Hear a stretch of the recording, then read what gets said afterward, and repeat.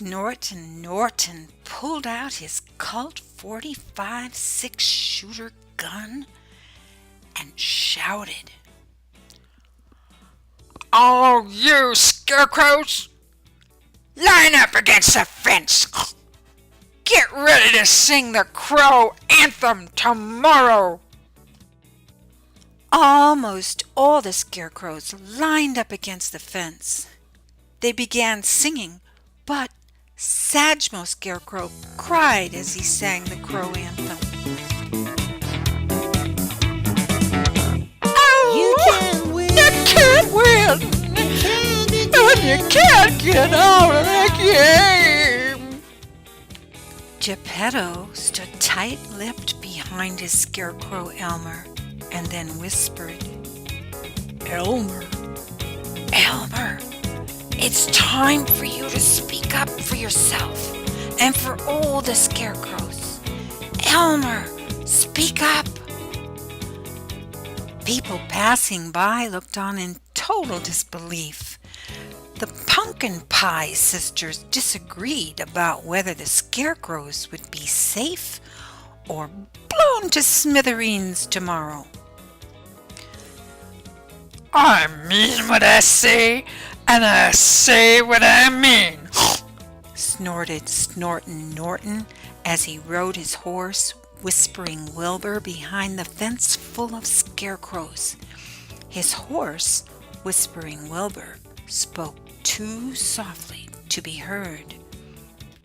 Elmer began quietly singing a different song. If I had a hammer, I'd hammer out justice. Grabbing a plate, Elmer continued to sing. Or I could just throw a plate of pumpkin pie mix. Matilda stopped Elmer. Stuffy followed Cottonhead as she giggled nervously. This could get very messy. Straw flying everywhere. Let's just go home.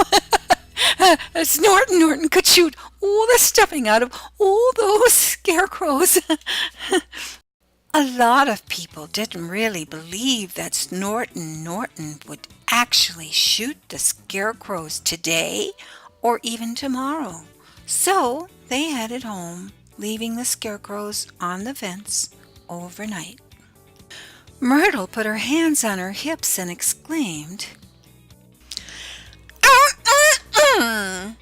Snortin Norton threatens those scarecrows every year. It's about time those scarecrows started speaking up for themselves instead of running to the fence every time. Gepetto's mother, Sarah, smiled at Elmer and Gepetto. Now go ahead, Elmer. You don't have to sing the Crow Anthem. Speak up for yourself, Elmer. Just then, the stagecoach in the distance began to move, and Snortin Norton rode off on his horse to stop the stagecoach. He had heard they were on their way to delivering his favorite pumpkin pies to everyone else but him. It turned out that everyone in the stagecoach had already eaten the very last of the pumpkin pies. Snortin Norton stopped thinking about scarecrows and started imagining pumpkin pies. Then Snortin Norton rode off to chase a covered wagon looking for a pumpkin pie. Pumpkins were everywhere. Some people even dressed like pumpkins. Snortin Norton's tummy was growling. He was so hungry. He didn't even remember to threaten the Scarecrow standing next to the pumpkin girl. The next day, Snortin Norton roared, I'm back! The scarecrows on the fence were all trembling with fear. Snortin Norton hadn't found a pumpkin pie yesterday. This year, Snortin Norton was in his worst mood ever. Just then, Franklin, the leader of all the scarecrows, walked over to Elmer. He put his arm on Gepetto's shoulder and whispered to Elmer, When you speak up for yourself, Elmer, you'll be speaking up for all the scarecrows. Deep down inside, Elmer was terrified. Elmer began to imagine that he had friends who could speak up with him. He pictured himself sitting with his friends after eating with their new friend, Snortin Norton.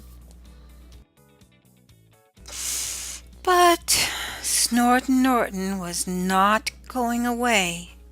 He definitely wasn't Elmer's friend today.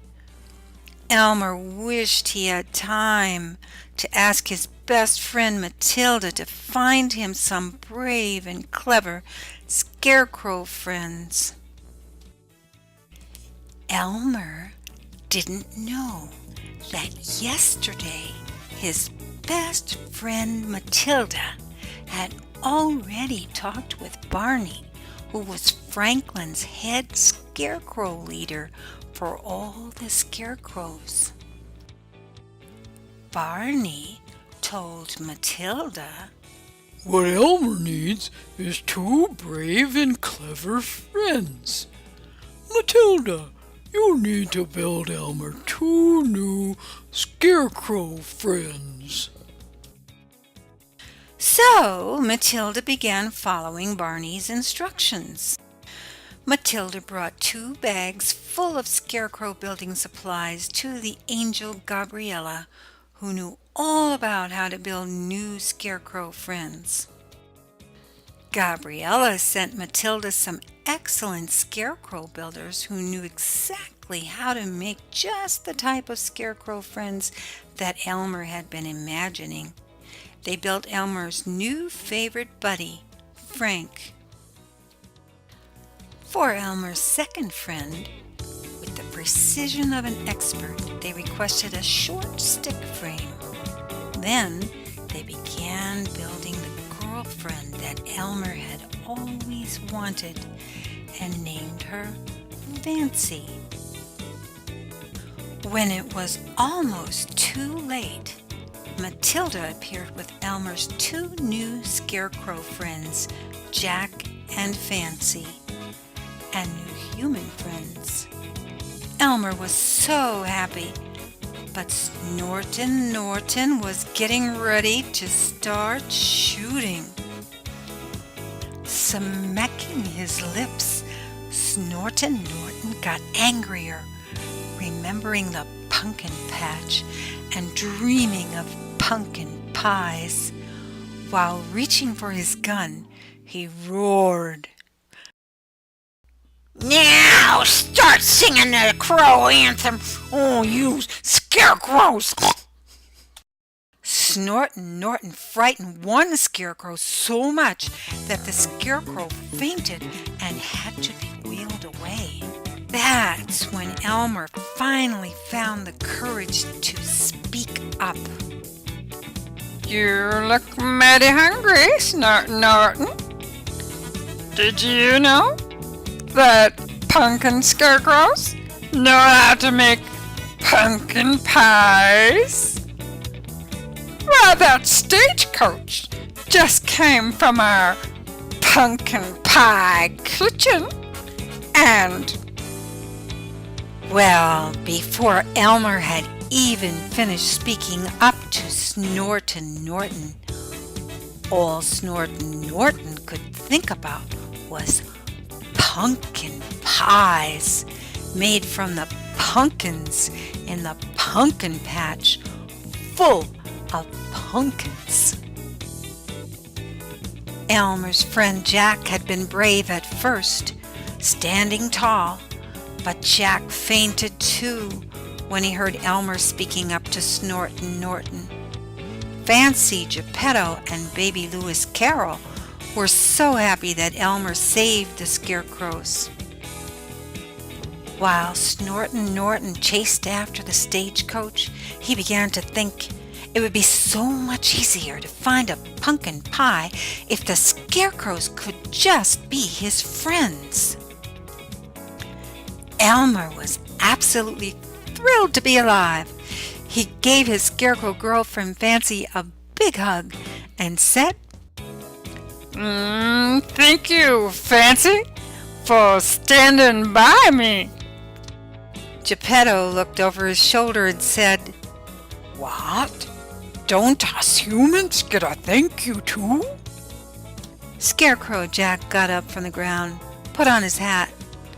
Jack began to look just like the brave new scarecrow friend Elmer had imagined. Would Snortin Norton become their new friend too, the way Elmer had imagined? You really did save the scarecrows this year, Elmer, said Gepetto. Franklin smiled, putting his hand on Gepetto's shoulder again, and said, Way to go, Elmer. I always knew you could speak up. Franklin and Barney were so happy with what Elmer had done that they decided they needed a new sign on the fence saying, Scarecrow Playground. Four of the most artistic scarecrows got together and co-created the sign. They mounted the new Scarecrow Playground sign on the fence that used to be used by Snortin Norton to force scarecrows to sing the Crow Anthem. Sajmo was so excited. He began breakdancing to his new words to the Crow Anthem. Sajmo yelled over to Elmer, We all can win. Let's throw Pumpkin Pie Lovers Party.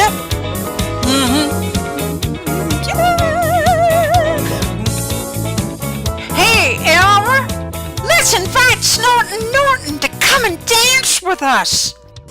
The beautiful Pumpkin Pie sisters smiled at Sajmo, and the taller sister said, Why, that's exactly what Snortin Norton would really love. He'd love to be invited to a pumpkin pie lovers party. Hey, Sajmo, who's gonna play the new version of the Crow Anthem? Hey, I only know the old song. Everybody watched the pumpkin pie delivery stagecoach in the distance and began co-creating their long list of plans for their pumpkin pie lovers party with Snortin Norton and other known pumpkin pie lovers.